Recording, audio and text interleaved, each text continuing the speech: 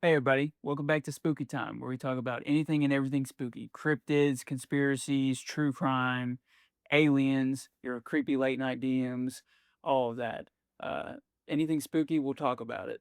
Make sure to check out our merch, our content store. Well, last year we did a Cannibal Christmas special, which was amazing. Subscribe to us, all that good stuff. Let's get into it.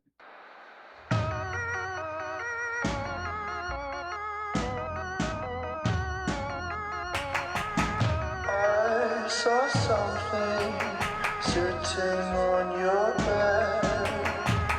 I saw something touching your But enough of my self promoting. Let's jump into today's spooky topic. We're going to be talking about my favorite subgenre of serial killers, which is the unidentified serial killer. We have the classics that you know, such as Jack the Ripper or, of course, the Zodiac Killer. And then we have the more lesser known ones like Charlie Chopoff or the Doodler. These have captured the minds of America for decades now. But today we're going to talk about a few obscure, three exact unidentified serial killers that I think would make the Zodiac blush. So sit back, relax, and enjoy as we hop into it. Our first killer we'll be talking about belongs to that category of killers who turned one of America's greatest post-war innovations, the highway interstate system, into their own personal killing fields, and that is the I-70 killer. During the spring of 1992, the I-70 killer gave store clerks something else to fear besides crackhead customers and screaming children. From Indiana to Missouri, a trail of 6 body bags were left in his wake. His MO was a simple yet sickening one. Armed with a .22 caliber firearm, he would enter a random store located on I-70 during the slow part of the day, proceed to shoot the store clerk, followed by a quick robbery of the small amount of cash in the register.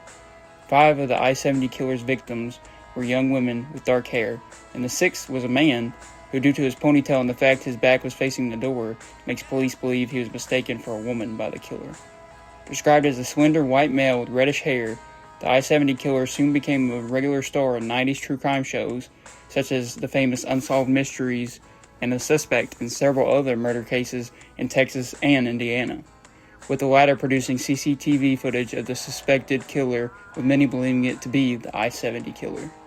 Even though his crime spree was brief and came during a weird transitional period in which the golden age of serial killers was fading away, soon to be replaced by terrorism and school shooters, the I-70 killer shows us that even though the serial killer is being overshadowed left and right in the media and the public discussion, the desire to kill innocent people is not fading away anytime soon.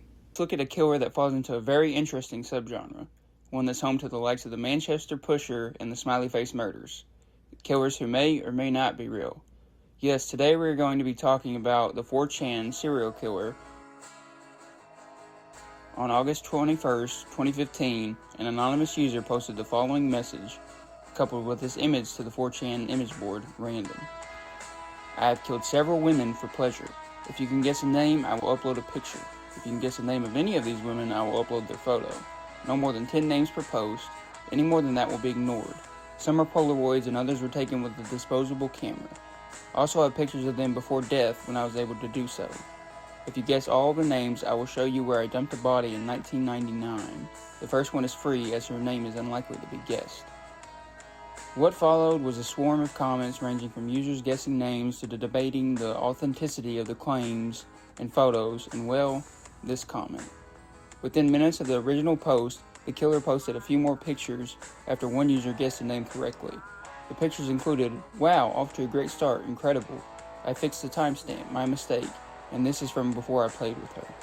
The killer went silent until September 21st, 2015, when he posted another thread which included 2 more gruesome pictures, dying, and dead.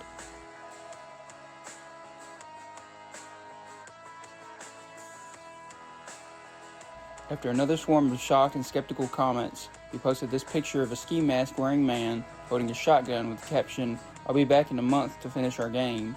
If it is not this exact timestamp with the updated date, it is not me." That was the last time the killer posted on 4chan. Naturally, these disturbing posts sparked online investigations and calls to the FBI and various police departments, all of whom dismissed it as a hoax. Despite several online detectives believing they identified some of the photographed individuals, the debate on if it was a real-life serial killer taunting the internet or another edgelord hoax still continues online. It's often said and believed that serial killers are a thing of the past, with the 90s being their swan song. However, despite all the new technologies and advancements in DNA and forensics, the FBI states that between 25 and 50 serial killers are active within the United States, one of them being our third and final killer, the Little Rock slasher. Starting in August of 2020, the city of Little Rock was greeted by a quartet of stabbings, 3 of them ending with body bags. All of his victims were attacked in the early morning hours between 1 and 4 a.m. in residential neighborhoods, with the last 2 victims being only a block away from each other. The third victim, and the only survivor, Deborah Walker, stated to the police that her attacker was a slender black male who stood over 6 feet tall. Police released camera footage from the first murder, giving us a blurry glimpse of the killer that is common in today's CCTV-driven world.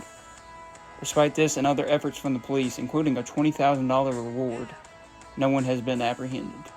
One thing about this case, however, that makes it stand out compared to other serial killer cases is the fact a real-life superhero, known as Shadow Vision, promised to bring the Little Rock stabber to justice. But one must wonder if Shadow Vision gave the Little Rock stabber a vicious Batman back alley beatdown, or if he became the last victim of the stabber before he vanished from the public's eye. Commentary on unidentified serial killers. If you want a part 2 video, comment down below. Of course, like and subscribe, and be safe and be spooky out there, guys.